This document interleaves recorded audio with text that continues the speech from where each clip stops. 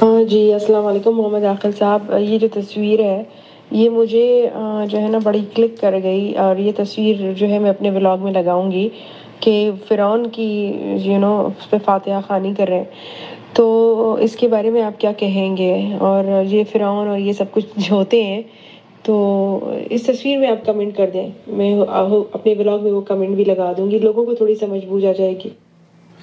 لوگوں کو سمجھ بوجھ آ جائے گی۔ سمیرہ ہیں، سمیرہ عزیز جدہ سے۔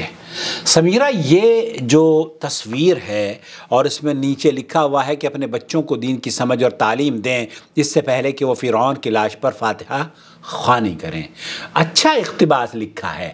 یہاں فرعون کی جو لاش ہے، دو چیزیں میں آپ کی خدمت میں اس سلسلے میں پیش کرنا چاہتا ہوں۔ نمبر ایک، یہ جو وہاں پر جسد یا ممی مصر میں موجود ہے، یہ وہ فرعون کا جسم نہیں ہے جو موسیٰ علیہ السلام کا ساتھی، یا موسیٰ علیہ السلام کے سے پہلے اس کو اللہ رب العالمین نے دریائے نیل میں غرق کیا تھا۔ یہ وہ فرعون نہیں ہے، یہ بلکہ دوسرے فرعون مجموعی طور پر بادشاہوں کو کہا جاتا تھا۔ بہرحال تو یہ فرعون وہ فرعون نہیں ہے، نمبر ایک۔ نمبر دو، اگر یہ وہ فرعون بھی ہوتا تو اس نے تو، آپ یہ یاد ہے، آپ کو قرآن کریم میں فرماتا ہے کہ اس نے یہ کہا تھا انا ربکم الاعلی، میں تو تمہارا بڑا رب ہوں۔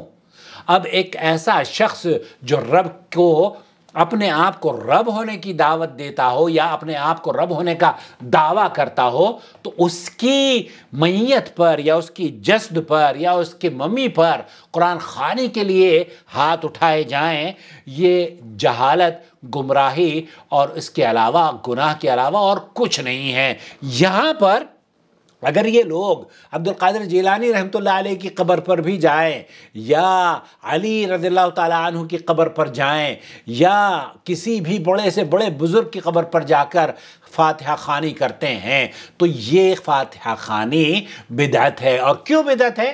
مفتی مملکت سعودی عرب سے پوچھا گیا تو انہوں نے کہا اس لیے کیونکہ اللہ کے رسول صلی اللہ علیہ وسلم نے فاتحہ قبروں پر پڑھنے کا ہمیں حکم نہیں دیا ہے۔ ایصال ثواب کا جو طریقہ آپ لوگوں نے رائج کر رکھا ہے، یہ غیر شرعی ہے۔ نبی کریم صلی اللہ علیہ وسلم اور صحابہ اور ائمہ کرام اس سے بری ہیں۔ اس کے بالکل برعکس آپ علیہ السلام نے فاتحہ کو، سورہ فاتحہ کو نماز میں پڑھنے کا حکم دیا ہے۔ اور یہ جتنے بھی وہاں فاتحہ خوانی کرتے ہیں نا، سمیرہ میں آپ کو بتاؤں، یہ ہاتھ اٹھانے والے قبروں پر سارے کے سارے نماز میں سورہ فاتحہ نہیں پڑھتے امام کے پیچھے۔ میں صحیح بات، دعوے سے یہ بات کہہ رہا ہوں، چاہے وہ کسی بھی مکتب فکر کا ہو، لیکن نبی کریم صلی اللہ علیہ وسلم فرماتے ہیں جس نے سورہ فاتحہ نہیں پڑھی اس کی نماز نہیں ہوتی۔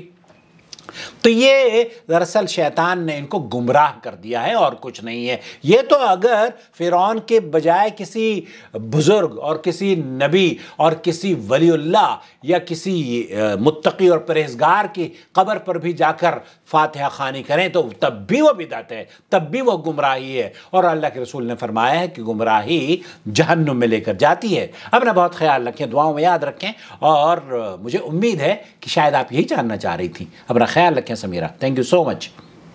وما أرسلنا من قبلك إلا رجالا نوحي إليهم فاسألوا أهل الذكر إن كنتم لا تعلمون بالبينات والزبر وأنزلنا إليك الذكر لتبين للناس ما نزل إليهم ولعلهم يتفكرون أفأمن الذين مكروا السيئات أن يخسف الله بهم الأرض أو يأتيهم العذاب من حيث لا يشعرون